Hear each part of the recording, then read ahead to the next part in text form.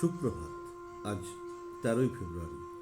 প্রখ্যাত ভারতীয় চিত্রশিল্পী এবং শান্তিনিকেতনে রবীন্দ্রনাথ ঠাকুরের সহকারী অসিত কুমার হালদারের প্রয়াণ দিবস।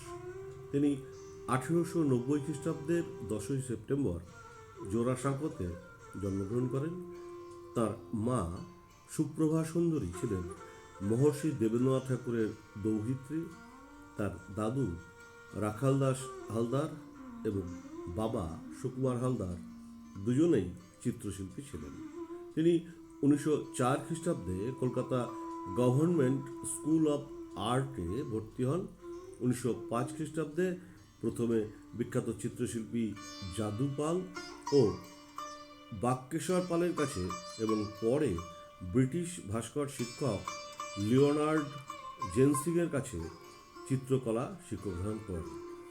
তারপর তিনি 1909 খ্রিস্টাব্দে অজন্তা গুহাচিত্রের চিত্রাঙ্কনে মনোনিবেশ করেন। ভারতের গুহাচিত্র শিল্পকে ভারতবর্ষ তথা বিশ্বের জনগণের কাছে পৌঁছে দিতে তিনি এই কাজটি বিশিষ্ট চিত্রকর লেডি ভেরিংহাম সহ আরও দুজন চিত্রশিল্পীর সাথে প্রচণ্ড ব্যস্ততার মধ্যে 1911 খ্রিস্টাব্দে সুসম্পন্ন করেন। 1911 খ্রিস্টাব্দে তিনি শান্তিনিকেতনে চিত্র শিক্ষক হিসাবে কর্মজীবনে প্রবেশ করেন। তিনি চিত্র শিক্ষকের পাশাপাশি 1911 খ্রিস্টাব্দ থেকে 1923 খ্রিস্টাব্দ পর্যন্ত দক্ষতার সাথে শান্তিনিকেতন কলাভবন বিদ্যালয়ের দায়িত্ব পালন করেন। সে সময় তিনি কবিগুরুর সাংস্কৃতিক ও শৈল্পিক কর্মকাণ্ডে সহযোগিতা করতেন। তিনি ছাত্রদের সহজে চিত্রশিল্প শেখানোর জন্য বিভিন্ন ধরনের কৌশলের এবং ছাত্রদের তৈরি চিত্রশিল্পের আনুষ্ঠানিক প্রদর্শনের সূত্রপাত করেন। 1921 খ্রিস্টাব্দে মধ্যপ্রদেশের ধর জেলায় বিন্ধ্য পর্বতমালার দক্ষিণ ঢালে বাঘিনী নদীর তীরে বিশ্ববিখ্যাত ঐতিহাসিক বাঘ গুহা অভিযানের পরিচালনা করেন।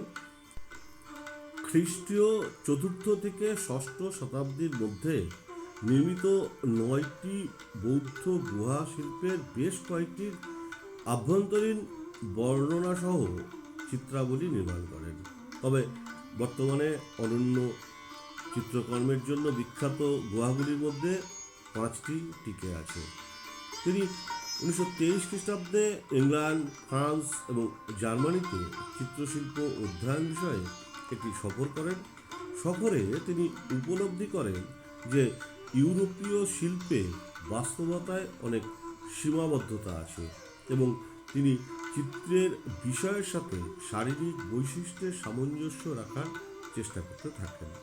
পরবর্তীতে তার চিত্রশিল্পে পরিলক্ষিত হয় যশোদা এবং কৃষ্ণ শুধুমাত্র একটি ধর্মীয় চিত্র না, বরং চিত্রটি তিনি তৈরি করেছিলেন অসীমতার শিল্পসম্মত যৌক্তিকতায়।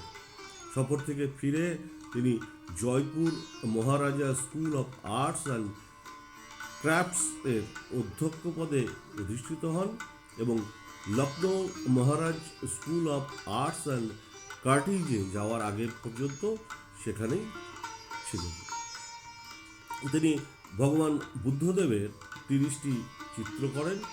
এই বুদ্ধ সিরিজে তিনি বার্নিশ, তেল, জল ইত্যাদির মাধ্যমে যে শিল্পের আদর্শকে বজায় রেখেছেন তা বিশেষভাবে পরিলক্ষিত।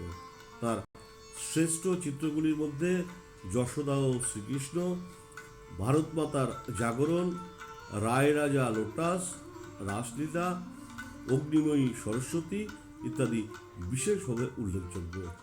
তিনি প্রথম ভারতীয় হিসাবে সরকারি আর্ট স্কুলের প্রধান হিসাবে নিযুক্ত হয়েছিলেন।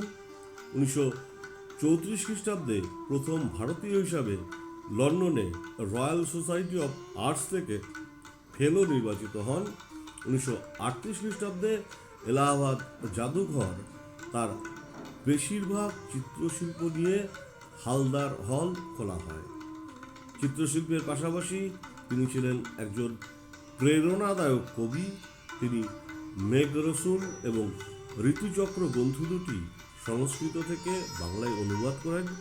লিখেছেন অজন্তা ভূগোত্রের জীবন ও সংস্কৃতি, বাগগুহা এবং রামগড় সহ অনেক ভ্রমণ কাহিনী এবং অসংখ্য কবিতা।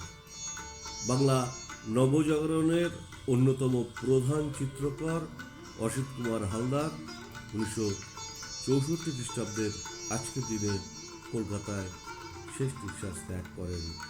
প্রয়াণ দিবসে প্রখ্যাত ভারতীয় চিত্রশিল্পীকে জানাই বিনম্র শ্রদ্ধা এবং আজকের দিনটি যে সকল উজ্জ্বল তারকা স্মরণীয় করে রেখেছেন তাঁদেরও জানাই সশ্রদ্ধ প্রণাম।